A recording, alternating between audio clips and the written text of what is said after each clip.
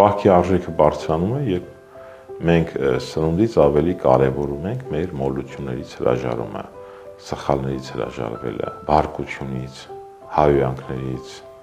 այն մեղքերից, որոնք որ նորից մեղքեր են ծնում, որտեղ մարդը սխալական է։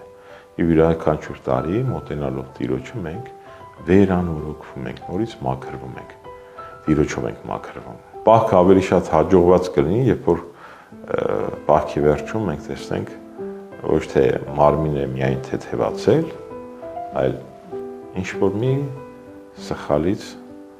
հրաժարվել ենք և ստացվել է մեր մոտ։ Յուրաքանչյուր պահի, դժվարության պահի խնդրել Տիրոջ, որ Տեր Հիսուս, ինձ զորացրու, ինձ օգնիր, ես չեմ կարողանում հրաժարվել այս մոլուցքից, այս հայհոյանքից։ Մենք մարդ ենք, հասարակության անդամ ենք, շփվում ենք իրար հետ անընդհատ։